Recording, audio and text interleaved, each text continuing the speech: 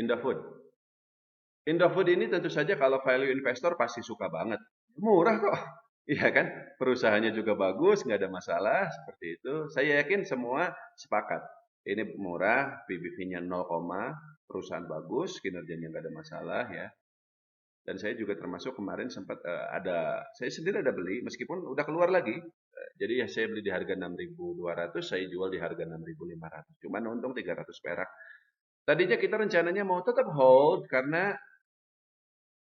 seperti yang Pak Shen bilang, Indomie harusnya ya nggak ada masalah, konsumsi naik terus. 2023 kemarin naik, 2024 naik, ada event pemilu ya, orang kalau dapat uang dari serangan fajar segala macam ya dibeliin apa sih kebutuhan sehari-hari. Termasuk salah satunya adalah Indomie dan kawan-kawan. Dan ingat loh, eh, kalau perusahaan konsumer yang lain kan mungkin ada terpengaruh misalnya boykot ya kayak Unilever ya karena katanya dukung Israel dan seterusnya. Tapi kalau Indofood kan gak ada masalah seperti itu. Kemudian Indofood kita juga tahu dia punya usaha perkebunan kelapa sawit melalui anak usahanya Salim Ipo Mas Pratama. Dan Pak Shane boleh coba cek, teman-teman juga yang lain boleh cek, harga CPO itu mulai naik lagi belakangan ini. Jadi harusnya kinerja sawit itu mulai diuntungkan, Indofood juga sama harusnya diuntungkan. Itu tesisnya yang bikin kemudian kemarin-kemarin itu saya beli Indofood. Sampai akhir tahun 2023 kemarin, rupiah kita itu masih oke lah di level 15.000 sekian ya. Tapi sekarang udah 16.000 kan? Rupiah kita nih 16.000 rupiah per dolar. Dan kita tahu Indofood ini punya utang gede banget yang dipakai untuk sebenarnya utang anak usahanya ICBP, tapi ya Indofood sebagai induknya ya kan ikut menanggung juga gitu ya. Muncul gitu utang itu di laporan keuangan perusahaan. Yang sayangnya utangnya itu dalam mata uang asing dolar sehingga dengan pelemahan rupiah bisa dipastikan perusahaan akan mencatat rugi kurs yang sangat besar di tahun 2024 ini, minimal di kuartal 1 kemarin. Dan sebenarnya itulah yang bikin saham Indofood itu jadi turun.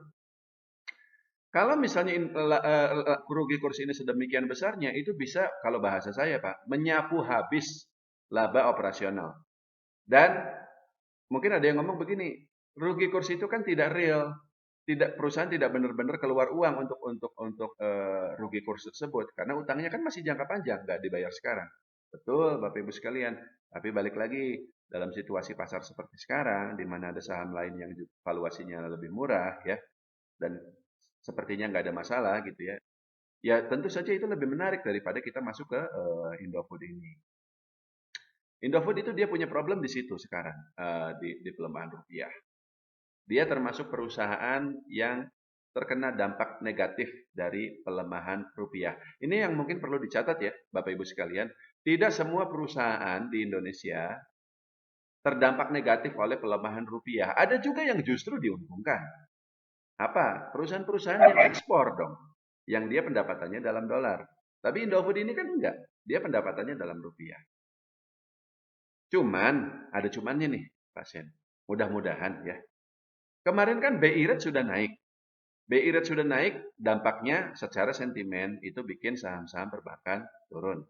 Tapi kalau kenaikan BI rate ini sukses meredam pelemahan rupiah, dan secara historis memang biasanya rupiah ini mungkin nggak akan langsung menguat ya, tapi dia akan berhenti melemah setiap kali BI rate naik. Nah itu bisa menjadi sentimen positif tuh untuk Indofood. Ya, kalau besok-besok rupiah, sebentar saya cek dulu deh, kurs dolar sekarang berapa ya?